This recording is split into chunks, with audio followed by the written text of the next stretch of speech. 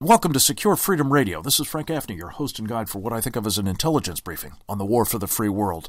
I am delighted to have with us for the first time a freshman member of the United States Senate, formerly a governor of the state of South Dakota, now representing it in the upper house of Congress. He is Senator Mike Rounds. He serves, among other things, on the Senate Armed Services Committee, including its important Air, Land, Sea Power, and Readiness subcommittees, and he was present for a very important hearing. I think perhaps the largest number of cabinet officers and a four-star thrown into the mix in my memory. Senator, good to have you with us, sir. Thank you for joining us. Thank you for your service to our country.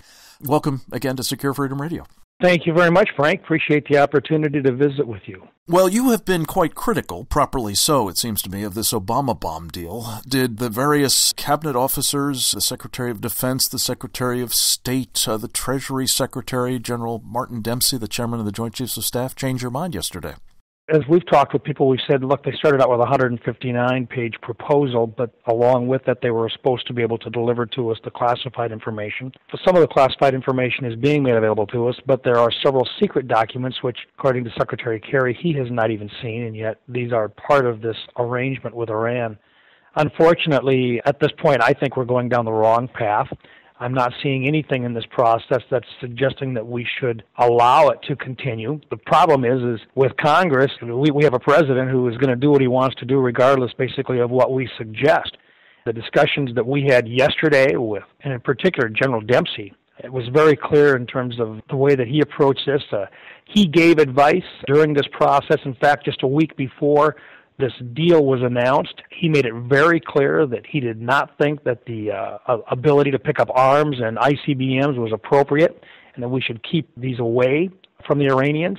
And yet, just within a week after that, our man in charge, our top man at the Pentagon, I suspect, then has to justify by saying, well, he takes a pragmatic approach to his answers here and that he gave his best advice, and then he has to live with what the leaders in our country have to say. And, he's being a good soldier, but he's also telling us exactly what he thinks. And in my opinion, he made it very clear that this was not the advice that our military gave the negotiators in this process with Iran.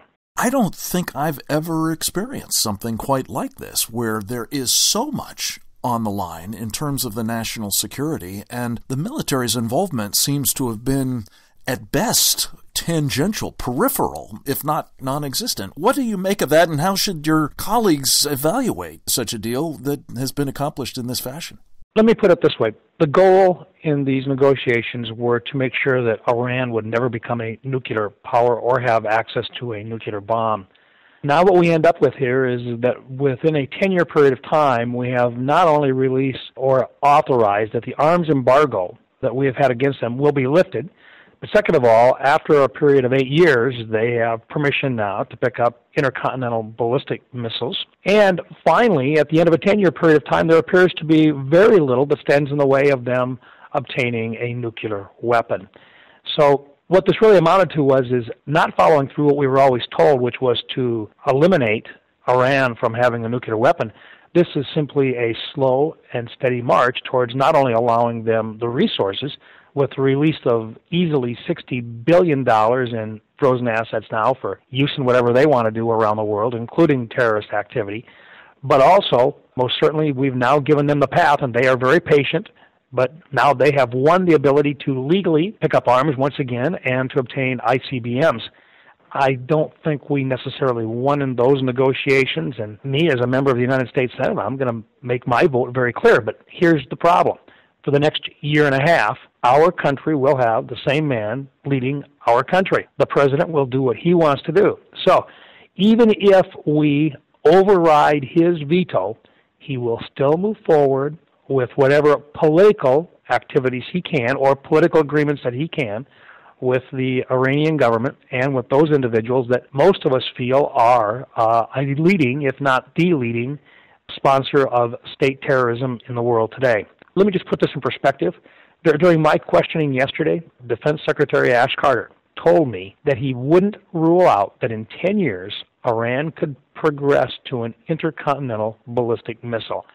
When you get that kind of a remark from your Secretary of Defense, that tells you what this is really going to end up with. And it's not good for America, and it's not good for the world. We've had, before this agreement was signed, estimates that they would get a ICBM range missile within this year, 2015. And as you say, the money that is being made available, and $60 billion is the most conservative estimate I've heard yet. I've heard up to $600 or $700 billion when you throw in oil sales and gas and their investment opportunities.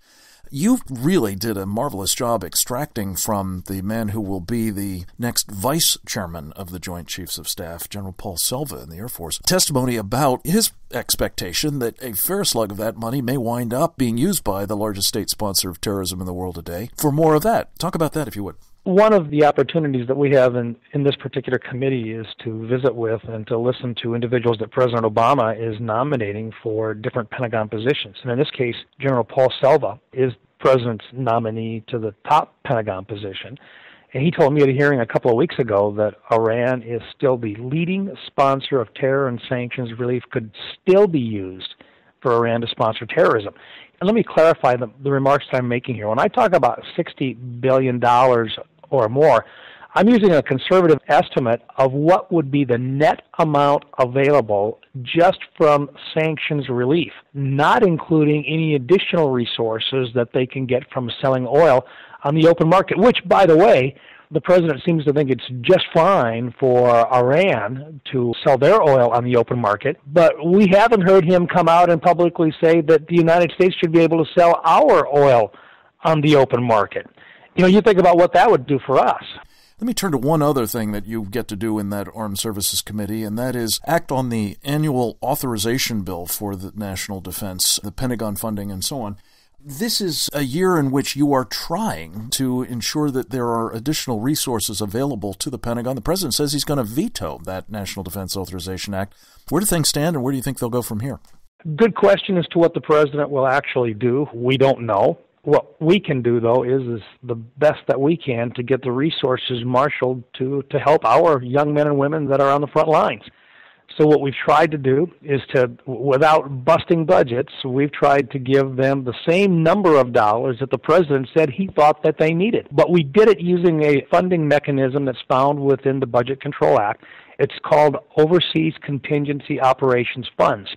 And we put an additional, I think, about another $38 billion into the Overseas Contingency Operations Funds. And what it really does is if we have emergencies overseas, if we're going to be overseas, and with everything going on right now in the world, we don't know how much we're going to spend overseas. But that money is being reserved for the purpose of military use. There's limits on what we can use it for. The military would love to be able to have some of those limits relaxed and put it back into long-term planning and things that they could count on as being in the base budget.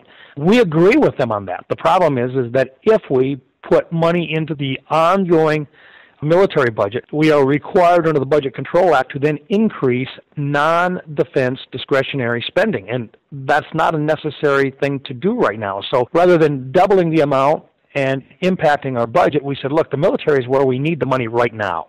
So we put that money in there. It was the best we could do. And what we're going to do with the consolidation or the consideration, the compromises that you'll find between the House and the Senate versions, will be what Congress says is the way that we should spend the money for our military activities over the next year. The president may very well disagree, but that's his prerogative. In the meantime, we're going to do our best to provide the best tools we can to the men and women that are on the front lines. But there's something there that people don't understand. If we actually go back and do the appropriations process, sequestration doesn't become effective. But we have to do the appropriations process. We've actually passed 12 appropriation bills out of committee in the Senate. They're waiting to be held on the floor, but Democrats have told us they won't let us discuss the appropriation bills. It takes 60 votes to get on the bill just to talk about how we can amend it. And Senator McConnell, our leader, has made it very clear an open amendment process is what we want to do so everybody has a chance to participate in this process. Democrats have killed the first opportunity we had was on the appropriations bill for defense. And this bill, which normally is bipartisan in nature, they wouldn't give us the 60 votes to get on the bill so we could look at amendments for it. That's not the way we ought to be doing business. Senator Mike Rounds again from South Dakota, thank you very much for taking the time with us today and for your leadership in so many of these areas. We'll look forward to talking with you again very soon. Lieutenant General Jerry Boykin, former Deputy Undersecretary of Defense for Intelligence, joins us on this deal, among other things, next.